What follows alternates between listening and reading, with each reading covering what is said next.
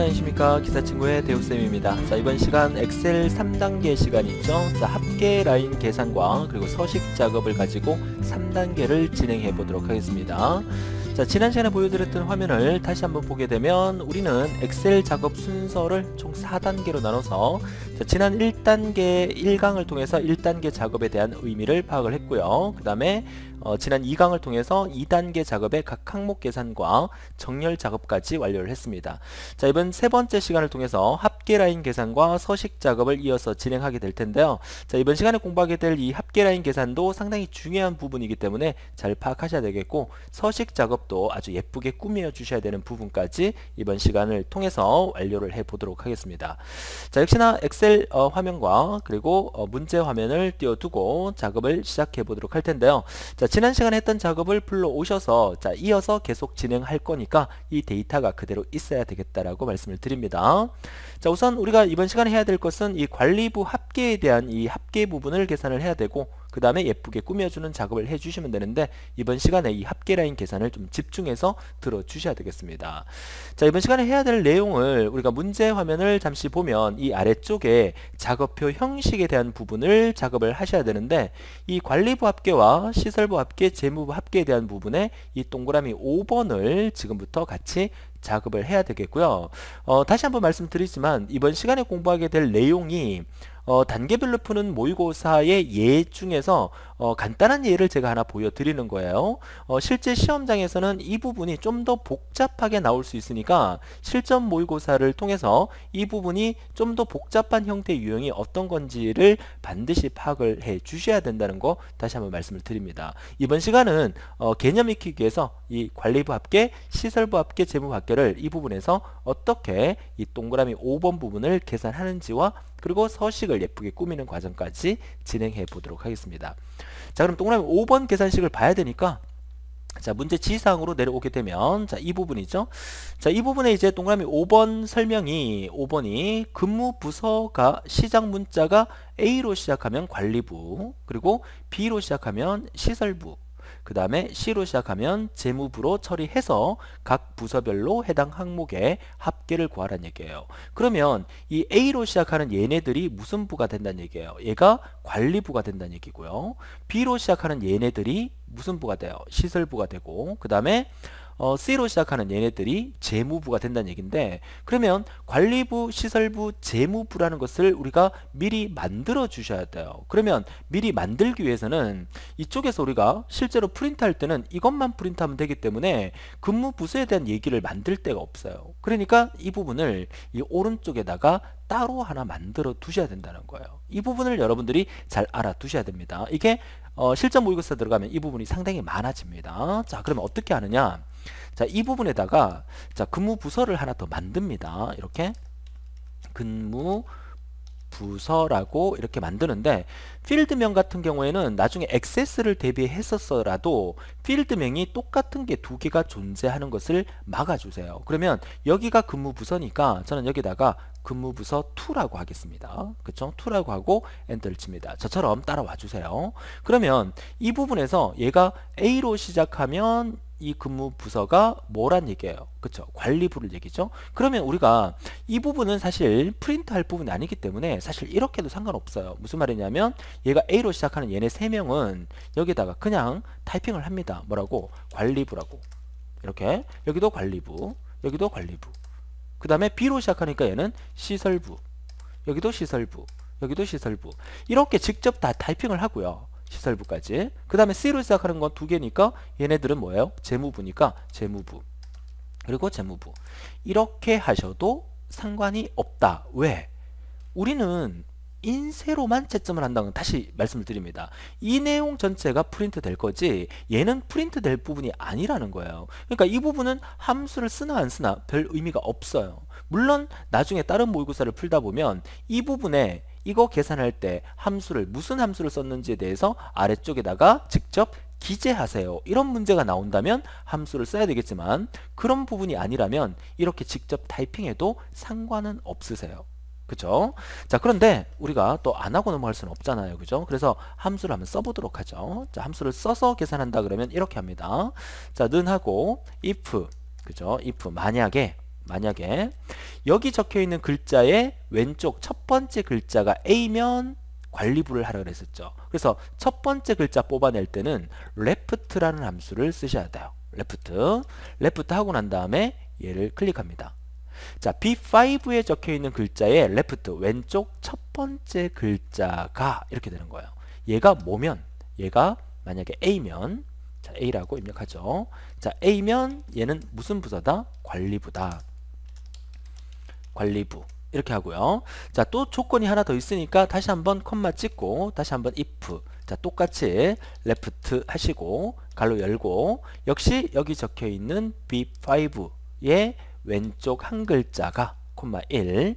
얘가 이번에는 B면 무슨 부서로 하라? 따옴표 열고 B면 시설부로 하라. 시설부로 하라. 자, 그렇지 않으면 나머지는 다 C죠. 그러면 바로 콤마 찍고 C에 해당되는 것은 재무부니까 재무부. 그리고 큰 따옴표 닫고 if 두 번 썼으니까 괄호 두 번 닫고 이렇게. 자, 이렇게 하고 엔터를 치면 뭐가 나온다? 관리부가 바로 나오죠. 그리고 까만색 십자가 만들어서 아래쪽에 드래그하면 전체가 다 관리부, 시설부, 재무부가 나온다는 얘기예요.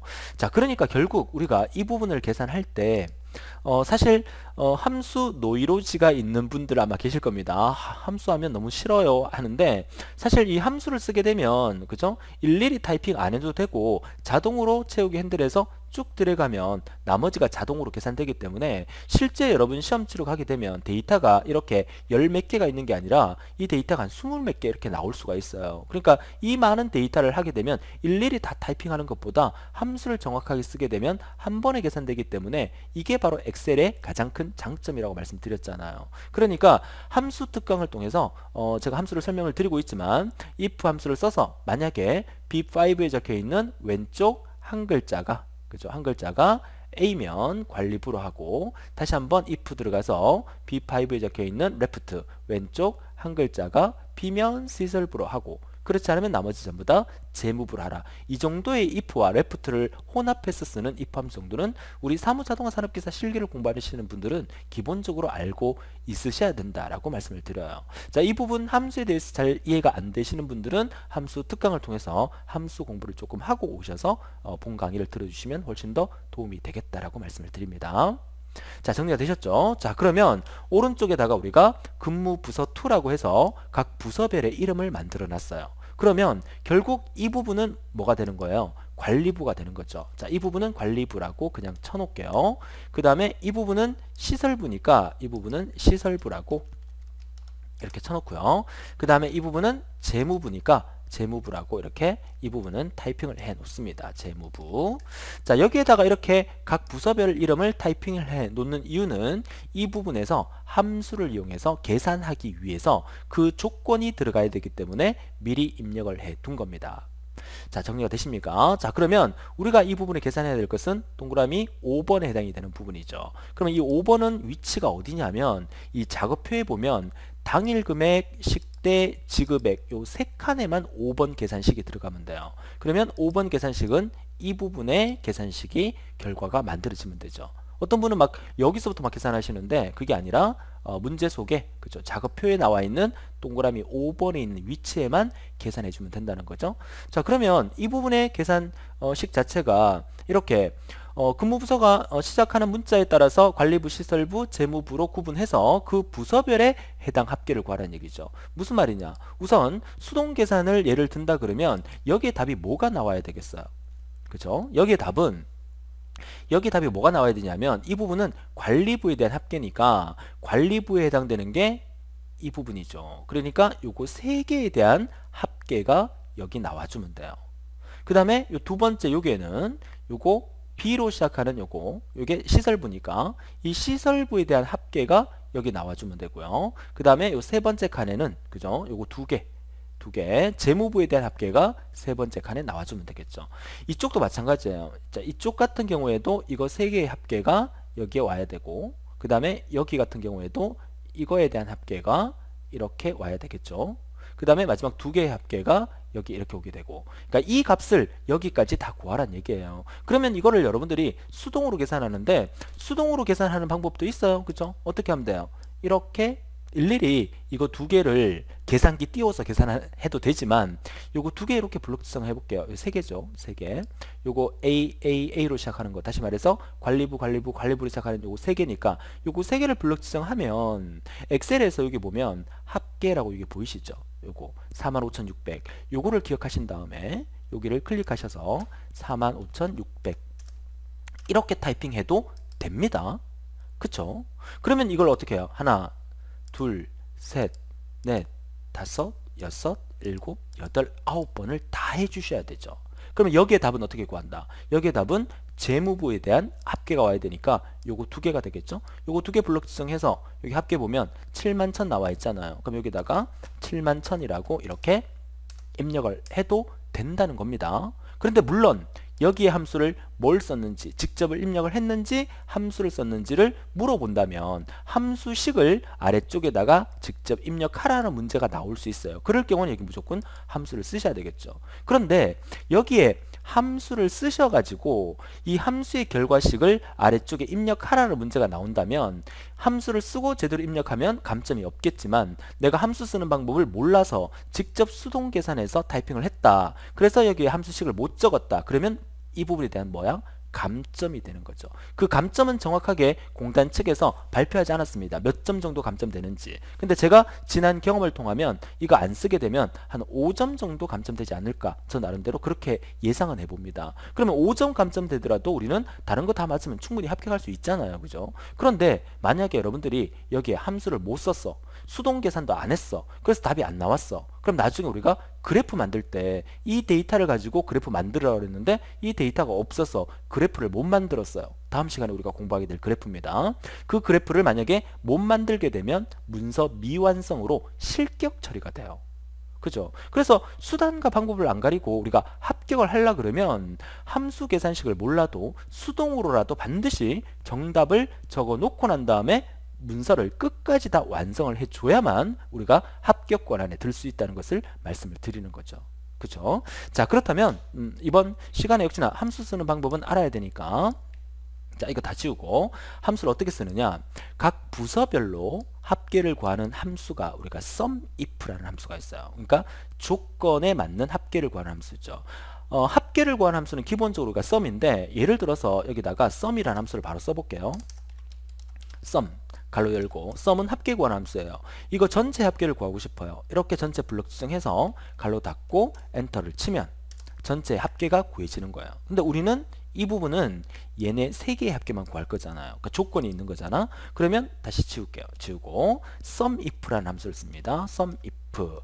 자, SUMIF 함수는 어떻게 쓰느냐 하면, 자, SUMIF 함수를 쓰는 방법을 잘 모르겠다. 그럼 SUMIF 가로 열고 난 다음에 여기에 fx라는 단추 있죠. 이게 함수 삽입이라는 단추인데 얘를 누르시게 되면 이렇게 함수를 쓰는 마법사 화면이 떠요. 대화 상자가. 이 대화 상자를 이용해서 한번 해보도록 하죠.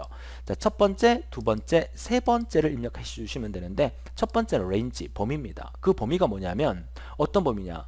내가 구하고자 할 조건에 대한 범위예요. 그쵸? 그래서 주어진 조건에 의해 지정된 셀들의 합계를 구합니다 라고 설명이 나와 있죠. 그 조건의 범위는 얘들이에요. 그러니까 얘들 중에서 이렇게 되는 거죠. 그러니까 여기에 SUMIF 함수를 쓰기 위해서 우리는 아까 여기에 if와 left를 이용해서 이 부서를 만들어 둔 거예요. 그죠? 얘들 중에서, 그죠? 얘들 중에서 뭘 찾아라? 크리테리아가 조건이거든요. 그러니까 조건을 클릭하는 거죠. 이 조건이 뭐야? 얘를 찾아라. 그죠? 다시 한번 보세요. 얘들 중에서, 이 전체의 범위 얘들 중에서 뭘 찾아라? 관리부 얘를 찾아라. 그리고 합계를 뭘 구할 겁니까? 여기서는 얘네들 라인 중에서 합계를 구하는 거잖아요. 그쵸? 자, SUMIF 함수, 우리가 함수 특강에서도 설명을 드리고 있지만 SUMIF 함수는 세 가지를 씁니다. 그 첫 번째 range에는 뭐다? 내가 구하고자 하는 조건들이 들어있는 이 범위, 이 범위를 잡아주고, 두 번째는 그 범위 중에서 조건을 적어줍니다. 클릭해줍니다. 여기 관리부가 우리가 적어놨기 때문에 바로 클릭하면 되는데, 만약에 관리부가 안 적어놨다 그러면 여기다가 다운표에서 관리부라고 적고 다운표 닫고 이렇게 직접 적어주셔도 상관없는데, 우리는 여기 구하고 난 다음에 까만색 십자가 만들어서 옆으로 드래그, 밑으로 드래그 할 거기 때문에 얘를 만들어 놓고 얘를 클릭해 주시는 게 좋아요. 그죠? 그 다음에 합계를 구할 범위니까 합계를 구할 범위는 얘를 다 잡아주시면 되겠죠. 됩니까? 자, 이렇게 해서 우리가 엔터를 쳐볼게요. 확인을 누르게 되면 합계가 구해져요. 여기 합계의 답이 뭐라 그랬어요? 얘네 3개의 합계가 여기에 답이라 그랬었죠? 3개 블록 지정해보니까 45,600이라는 값이 아래쪽에 보이시죠? 그러니까 45,600이 정확하게 나온 거죠. 자, 그런데 여기서 얘를 클릭하고 난 다음에 까만색 십자가 만들어서 옆으로 드래그, 밑으로 드래그 하면 답이 엉망으로 나와버려요. 그쵸?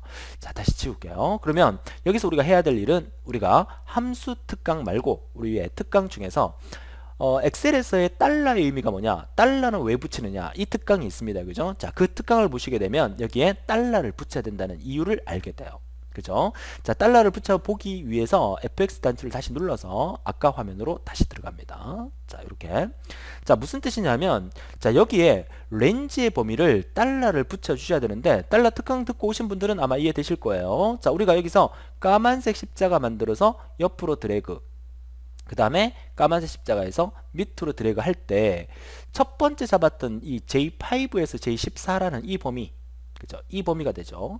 이 범위가 어떻게 변해야 되는가를 생각해 보세요. 그러면 이 그 계산식에서 옆으로 드래그 할 때 이 범위가 이쪽으로 이렇게 범위가 움직여야 됩니까? 한 칸씩 이렇게 뒤로 움직여야 됩니까? 움직이면 안 되죠. J열에서 K열, A열로 넘어가면 안 된다는 얘기예요. 안 되니까 이 J 앞에다가 달러를 붙여 주셔야 돼요. 자, 정리가 됩니까? 자, 그리고 아래쪽으로 이렇게 드래그 했을 때, 그쵸? 이렇게 밑으로 내렸을 때, 그럼 밑으로 내린다는 얘기는 이 범위가 이렇게 잡혀 있는 이 범위가 한 칸씩 밀려서 이렇게 범위가 잡혀야 됩니까?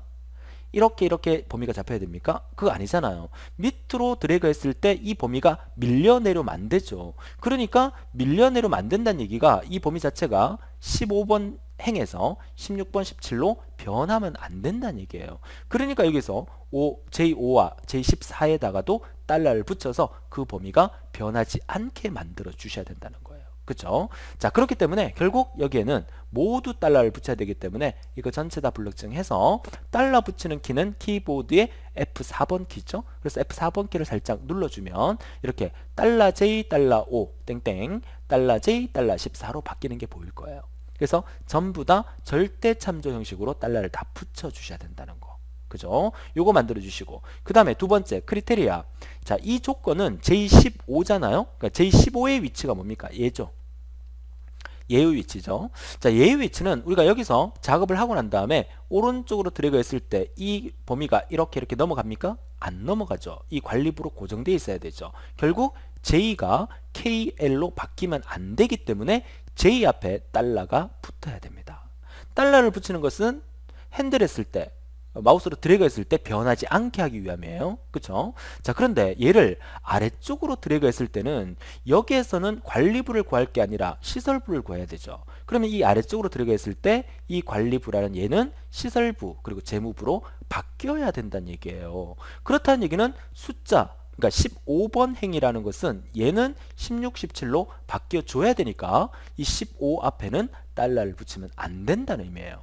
결국 이 크리테리아 여기에서는 달러 J15가 와야 되는 거죠. 자, 됩니까? 자, 그렇기 때문에 얘를 어떻게 해요? 블럭 지정하고 난 다음에 F4번 키를 한 번 누르면 달러 J 달러 15가 되죠.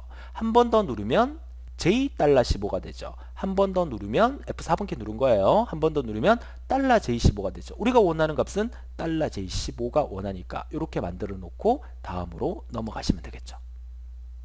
자, 됩니까? 자, 이번에 이 F5부터 F14까지 이 범위는 또 어떻게 변해야 되는지를 보게 되면, 자, F5부터 F14까지는 계산할 이 데이터의 범위가 되잖아요. 그쵸? 이 범위는 여기서 까만색 십자가에서 오른쪽으로 드래그하면 이 범위가 이렇게 바뀌어야 되죠. 왜냐? 여기는 식대에 대한 합계가 나와야 되고 여기는 지급액에 대한 합계가 나와야 되죠. 그럼 얘가 F에서 GH로 바뀌어야 되니까 이 F라는 알파벳 F 앞에는 달러가 붙으면 된다, 안 된다? 바뀌어야 되니까 붙으면 안 돼요. 그죠? 자, 그런데 얘를 아래쪽으로 드래그 했을 경우에는 어떻게 해요? 얘가 이렇게 바뀌어야 되죠. 바뀌어야 된다는 얘기는 15가 역시나 16, 17로 바뀌어야 되는데 얘를 이렇게 드래그 했을 경우에는 얘를 이렇게 오른쪽으로 드래그 했을 경우에는 이 주소가 이 범위가 이렇게 오른쪽으로 움직여야 되죠. 그죠? 움직여야 됩니다. 움직여야 되는데 아래쪽으로 드래그 했을 경우에는 이 범위가 이렇게 잡혀 있는 상태에서 밑으로 이렇게 한 칸씩 이렇게 떨어지면 돼요, 안 돼요? 안 되죠. 그러니까 아래쪽으로 드래그 했을 때는 이 범위가 움직이면 안 되기 때문에 숫자 앞에는 어떻게 해요? 달러가 붙어줘야 된다는 거죠. 그죠? 이 크리테리아는 반대죠. 얘는 알파벳 앞에 달러가 붙었고 이 썸 레인지는 숫자 앞에 달러가 붙어야 돼요. 그래서 F4번 키를 역시나 눌러서 얘를 범위 지정한 다음에 F4번 키를 한 번, 두 번 눌러서 숫자인 5 앞에 달러를 붙이고 숫자인 14 앞에 달러를 붙이고 F 앞에는 달러를 붙이지 않는 이런 형태로 만들어 주시면 돼요. 그쵸? 자, 모든 작업이 끝났어요. 확인을 눌러볼게요. 확인을 누르면 45,600 그대로 나오고요. 이제는 까만색 십자가에서 옆으로 드래그 한번 하고 그 다음에 아래쪽으로 드래그하면 전체의 답이 아주 정확하게 답이 나오게 되는 거죠. 자, 썸이프 함수를 우리가 엑셀 그 함수 특강에서 설명을 드리고 있긴 하지만 여러분들이 썸이프 할 때마다 힘들어 하시는 분들이 많으세요. 그래서 제가 이것도 여러분들이 썸이프는 시험에 자주 나오는 함수이기 때문에 언제 어떻게 달러를 붙이는지에 대해서 제가 좀 공식화시켜서 한번 말씀을 드려볼게요. 그죠? 어떻게 말씀을 드리냐면, 자, 다시 한번 달러 때문에 막 고민하시는 분들이 너무 많으세요. 제가 다시 다 지울게요. 지우고, 자, 썸이프 함수 이렇게 씁니다. 는 하고 썸이프 갈로 열고, 자, 아까는 fx 썼지만 우리 fx 쓰지 말고 그냥 바로 해볼게요. 자, 썸이프 갈로 열고 첫 번째 범위는 뭐다? 조건의 범위. 자, 조건의 범위는 달러를 어떻게 붙인다? F4번 한 번 이렇게 외우세요. 조건의 범위는 F4번 한 번, 그리고 콤마 찍고 그 다음에 조건에 해당되는 얘를 클릭한 다음에 얘는 F4번 세 번, 하나 둘 셋 누르고 그 다음에 콤마 찍고 그 다음에 계산할 범위를 잡아주고 얘는 F4번 몇 번? 두 번, 하나 둘 그 다음에 갈로 닫고 엔터. 썸이프는 이렇게 외우세요. 자, 그리고 클릭한 다음에 까만색 십자가 만들어서 옆으로 드래그, 밑으로 드래그 이렇게 하면 끝. 됩니까? 자, 다시 한번 해볼게요. 다시 한번 여러분 확실하게 썸이프를 쓸 수 있도록 하기 위해서 는 하고 썸이프 갈로 열고 첫 번째는 뭐다? 조건의 범위. 그 다음에 F4번 몇 번? 한 번. 그 다음에 콤마 찍고 그 다음에 조건을 클릭. 얘는 F4번 몇 번? 세 번. 하나 둘 셋. 다시요. 다시 클릭하고 F4번 몇 번? 하나 둘 세 번. 그 다음에 콤마 찍고 계산할 범위 잡고 얘는 F4번 몇 번? 두 번. 하나 둘. 되겠습니까? 그리고 갈로 닫고 엔터. 자, 썸이프는 이렇게 외우시면 됩니다. 그죠? 그래서 달러의 의미를 정확하게 이해하고 만들어주는 게 제일 좋지만 썸이프 하는데 너무 힘들어 하셔서 제가 공식으로 만들었으니까 F4번 첫 번째는 한 번, 그 다음에는 세 번, 그 다음에는 두 번 누르면 썸이프 함수는 그 어떤 경우에서도 완성할 수 있다라고 말씀을 드립니다. 자, 여기까지가 우리가 해야 될 뭐다? 합계 라인 계산이다 라는 얘기입니다. 자, 보세요. 자, 우리가 지금 뭘 했냐면, 자, 이번 시간에 그죠? 합계 라인 계산인 이 부분을 하기 위해서 문제 조건대로 5번의 조건대로 오른쪽에 근무 부서라는 걸 하나 더 만들어 놓고 그 다음에 얘네 조건도 따로 입력하고 썸이프라는 함수를 이용해서 이 계산 과정까지 완료를 하게 된 거죠. 그쵸? 자, 어떻게 진행되는지 정리가 되시죠? 지금 문제는 좀 쉬운 문제입니다. 사실은 쉬운 문제이기 때문에 이 부분이 이 정도밖에 없지만 나중에 실전 모의고사 들어가게 되면 이 부분의 계산이 좀 더 많게끔 이렇게 나와요. 그쵸? 이 부분까지 전공하셔야 되니까 여러 가지 실전 모의고사를 풀면서 이 부분까지 여러분들이 3단계 작업에서 마스터할 수 있도록 해주시면 되겠다라고 말씀을 드립니다. 자, 3단계 작업 우리가 어디까지 했습니까? 자, 다시 앞서 PPT 화면을 보면 우리가 3단계 작업에서 합계 라인 계산까지 완성을 한 거예요. 이제 우리가 해야 될 것은 뭐다? 서식 작업까지가 3단계 작업이거든요. 그죠? 그래서 다시 화면으로 돌아가서 서식 작업으로 이번 시간을 마무리해 보도록 하겠습니다. 자, 서식 작업은 이제부터 꾸며주는 거예요. 이제 복잡한 건 다 끝났어요. 자, 제목부터 시작해서 꾸며줄게요. 자, 제목은 이거 보시면서 제목 서식이 18에서 20포인트 크기로 하고 가운데 표시한다 라고 되어 있죠. 그럼 이 제목을 클릭하고 난 다음에 홈 메뉴에서 자, 18에서 20이니까 저는 18포인트로 하겠습니다. 18포인트에. 그리고 문제 지시사항에는 없지만 제목 밑에 이렇게 밑줄이 그려져 있죠. 그래서 밑줄 단추 요거 가가가 세 번째 밑줄 단추를 클릭해 줍니다. 그죠? 그 다음에 가운데 표시한다고 되어 있죠. 얘를 가운데 표시하려고 그러면 인쇄할 이 작업표의 가운데에 들어가는 부분이기 때문에 여기서부터 여기까지, 그죠? 여기까지 아닙니다. 여기까지를 범위 지정한 다음에 요거 병합 후 가운데 맞춤, 이 단추를 클릭하면 자동으로 가운데 오게 돼요. 그죠? 여기까지가 되겠고, 그 다음에 이 그림을 보니까 전부 다 괴선이 만들어져 있죠. 테두리가 만들어져 있죠. 그래서 테두리는 여기서부터 전체의 범위, 이 부분이 되겠죠. 자, 이렇게 해서 테두리 단추 요거 누르셔서, 그죠? 모든 테두리를 클릭해 주십니다. 이러면 전체 테두리가 완성이 되죠. 됩니까? 자, 그런데 여기 가만히 보면 테두리가 전체가 다 이렇게 있긴 하지만 이렇게 데이터가 들어간 이 부분에는 테두리가 없어요. 그죠? 그러면 이 부분에 내가 테두리를 없앨 거예요. 그죠? 없앨 거니까 이 부분은 어떻게 하느냐?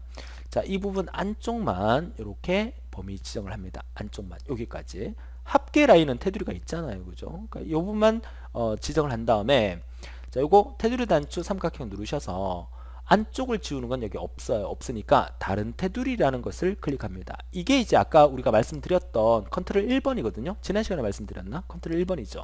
여기에서 테두리 들어오셔서 요 안쪽 테두리인 얘만 클릭해주면 사라지죠. 그죠? 사라진 상태에서 확인 단추를 클릭하면 안쪽의 테두리가 전부 다 사라지게 됩니다. 여기까지가 우리가 테두리 작업이 끝난 거예요. 그죠? 자, 그 다음에 병합하는 과정을 해볼게요. 자, 병합하는 과정은 이렇게 합쳐져 있는 부분, 그쵸? 이 부분, 이거 전체, 그죠? 이렇게 선택해서 병합 후 가운데 맞춤 요거 클릭, 그죠? 그 다음에 시설부 합계 들어가셔서 병합 후 가운데 맞춤 클릭, 그 다음에 재무부 합계 들어가셔서 병합 후 가운데 맞춤 클릭. 자, 이렇게 하면 전체가 다 병합해서 가운데 맞춰지죠. 자, 이제 뭔가 얘네와 닮은 꼴이 만들어진다는 게 느껴지실 겁니다. 그죠? 자, 이렇게 진행을 하시면 되고, 그 다음에 전체를 조금 글자를 가운데 맞춤하면 보기가 좋을 것 같아요. 그죠? 얘네들이 성명이 너무 좌측에 쏠려 있잖아요. 그러면 전체 범위를 지정해서, 그죠? 전체 범위를 지정해서 가운데 맞춤 단추 요거 눌러버리세요. 요거 살짝 누르면 전체의 글자가 가운데 맞춤이 되죠. 그죠? 자, 이렇게 해놓고 나니까 이렇게 보니까 이 시간이나 숫자 이런 것들은 사실 글자처럼 가운데 맞추는 게 아니라 1의 자리를 맞춰주는 게 보기가 좋아요. 그래서 이 지시사항이 어디 있냐면 아래쪽에 지시사항이 있어요. 자, 여기 볼게요. 이 사항에 기타항에 보면, 자, 이런 말이 있죠. 기타항에 보면 금액에 대한 수치는 원화 표시 또는 달러 표시를 하고 이렇게 되어 있는데, 여기 있는 이 돈은 전부 다 우리 원화죠. 그죠? 한국 돈이잖아요. 여기에다가 전부 다 원화 표시를 다 붙이라는 얘기예요. 그죠? 원화 표시를 붙이고 금액은 천 단위마다 콤마도 찍혀 있어야 돼요. 요거 지정하라는 얘기고요. 단 금액 이외의 수치에는 콤마를 표시하지 않는다라고 되어 있죠. 여기에 이거 당일 금액, 식대, 지금액 말고 금액 외의 수치 있습니까? 그쵸? 얘네들은 숫자긴 하지만 얘는 숫자가 아니라 시간이라고 보시면 돼요. 시간. 그쵸? 만약에 금액 외의 수치가 뭐 포인트 뭐 이런 거, 그쵸? 포인트 이렇게 만들어서 10, 뭐 100, 뭐 200, 뭐 5000 이렇게 돼 있다. 얘는 금액이 아니고 그냥 단지 숫자를 나타내는 포인트다. 이럴 경우에는 천 단위 콤마 찍지 말라는 얘기예요. 그냥 숫자만 그대로 놔두라는 얘기예요. 단 오른쪽 맞춤, 그러니까 1의 자리를 맞춰주라, 뭐 이런 얘기가 있으면 그렇게 해주면 돼요. 이거는 다른 실전 모의고사에서 이런 데이터가 있으면 그때 한번 설명을 드리도록 하겠습니다. 자, 좋습니다. 자, 얘가 하라는 대로 한번 해볼게요. 자, 금액이라는 이 부분 전체를 선택해서 원화 표시해야 되니까 요거 원화 표시 단추, 그죠? 요거만 살짝 눌러주면 돼요. 그러면 천 단위 콤마와 원화 표시가 다 되고요. 그 다음에 출근 시간, 퇴근 시간, 얘네들은 전부 다 시간이니까 별 말 없어요. 그죠? 근데 만약에 이 시간이 뭐 이렇게 한 자리 수인 같은 경우에는 09시, 그러니까 9시 9 콜론 땡땡이 아니라 09 콜론 땡땡 이렇게 하라라고 만약에 문제 지시사항에는 없어요. 그죠? 만약에 그런 말이 있다면 이렇게 범위 지정을 해서, 그죠? 이거 어디로 들어간다 했어요? 그쵸? 셀 서식. 셀 서식 단축키가 뭐다? 컨트롤 1번 누르면 이렇게 셀 서식 화면에 떠요. 그럼 여기서 표시 형식에서 지금 현재 사용자 지정 형식이 H-MM으로 되어 있기 때문에 09가 아니라 9 이렇게 나오는 거거든요. 그럼 여기서 H자를 하나 더 넣어 주시면 돼요. H. 그죠? 대문자 소문자 상관없으니까, 그죠? 이렇게 넣어 주시면 돼요. 그러면 09 00으로 보이시죠? 자, 이 상태에서 확인 단추 누르시면 어때요? 이렇게 나오죠. 그럼 훨씬 더 보기가 깔끔해질 수가 있다 이 얘기입니다.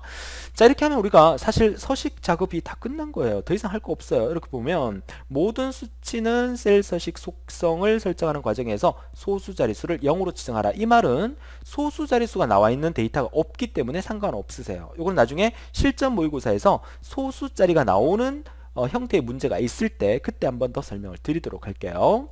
그 다음에 숫자 셀은 우측 수직으로 맞추고 숫자가 나와 있으면 숫자는 오른쪽으로 1의 자리를 다 맞추라는 얘기예요. 이거는 천단위 콤마 단추 또 원화 표시 누르면 자동으로 맞춰지는 거기 때문에 우리는 건드릴 필요가 없고요. 자, 문자 셀은 수평 중앙이니까 문자 셀은 이 셀 안에서 이렇게 가운데 정렬 다 맞추라는 얘기예요. 우리 아까 했었죠. 그 부분이고 그 외에는 기타 작업표 형식에 따른다라는 말은 위에 있는 아까 작업표 있었죠. 그 작업표 모양대로 만들으라는 의미고요.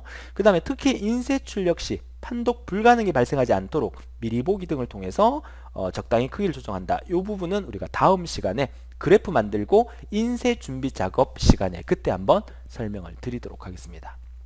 자, 되겠죠? 자, 그래서 이제 몇 가지 또 하나 더 확인해 보면 이 바항에 보면 모든 계산과 작업 처리는 함수를 이용하도록 한다라고 되어 있죠. 그러니까 사실 이 안에 우리가 계산하는 이런 작업들이 함수를 무조건 사용해야 된다라고 규정은 하고 있지만 우리가 저장해 놓고 난 다음에 저장 파일로 채점을 하는 게 아니라 인쇄물로만 채점하기 때문에 함수를 썼는지 안 썼는지 알 수가 없어요. 그렇기 때문에 내장 함수를 이용하도록 한다라고 되어 있지만 우리가 만약에 함수가 기억이 안 나면 꼼수로, 그죠? 꼼수로 정답만이라도 정확하게 만들어 두는 게 상당히 중요하다라고 다시 한번 말씀을 드리도록 하겠습니다. 자, 이렇게 해서 우리가 모든 작업이 끝났는데요. 스님, 이 오른쪽 부분 이거는요 인쇄할 때 사용되지 않으니까 지워도 됩니까? 큰일 날 소리입니다. 큰일 납니다. 이거 지워버리면 이 계산이 전부 다 엉망이 되어버립니다. 제가 한번 해볼까요? 그죠? 이거 다 한번 필요 없다고 한번 지워볼게요. 전체 블록 중에서 키보드에 딜리트. 어때요? 이 답이 다 사라져 버려요. 그러니까 이거를 이용해서 여기 계산을 만들었기 때문에 이 값은 절대로 지우면 안 된다는 거예요. 그쵸? 제가 컨트롤 Z 눌러서 되살리겠습니다. 컨트롤 Z는 방금 전에 했던 작업을 취소하는 게 단축키가 컨트롤 Z가 되는 거예요. 그것도 하나 알아두시고요. 자, 이렇게 해서 우리가 이 부분은 인쇄할 때 포함되는 거 아니지만 그대로 두셔야 되고 다음 시간에 우리가 그래프를 만들고 난 다음에 인쇄할 때 이 부분만 빼고 얘네만 인쇄하는 방법을 다음 시간에 제가 설명을 드리도록 하겠습니다. 자, 그럼 되셨죠? 그래서 이번 시간에 했던 작업을 저장 단추 누르셔서 반드시 저장해 놓고 이 데이터를 그대로 갖고 와서 다음 시간을 준비해 달라는 거 부탁을 드리고요. 그래서 이번 시간에 했던 내용도 상당히 중요한 내용 많으니까 자, 화면을 다시 불러와서요. 이번 시간에 엑셀 작업 몇 단계? 3단계를 통해서 합계 라인 계산 부분과 그리고 서식 작업까지 완료를 하게 됐습니다. 이제 다음 시간 제 4강을 통해서 엑셀 4단계에서 그래프를 간단하게 만들어 보고 실제 인쇄는 어떻게 하는지 인쇄 작업까지 해서 엑셀 문제를 어떻게 풀어나가는지 전체적인 부분을 마무리해 드리도록 하겠습니다. 자, 오늘도 너무 고생 많으셨고요. 자, 다음 시간 제 4단계를 통해서 그래프 작업과 인쇄 준비 작업을 통해서 다음 시간까지 본강을 들으시게 되면 우리 사무자동화산업기사 엑셀은 어떻게 문제를 풀어가는지에 대한 완벽한 개념을 잡게 되시는 거죠. 자, 오늘도 즐거운 하루 되시고 다음 시간에 뵙도록 하겠습니다. 수고하셨습니다.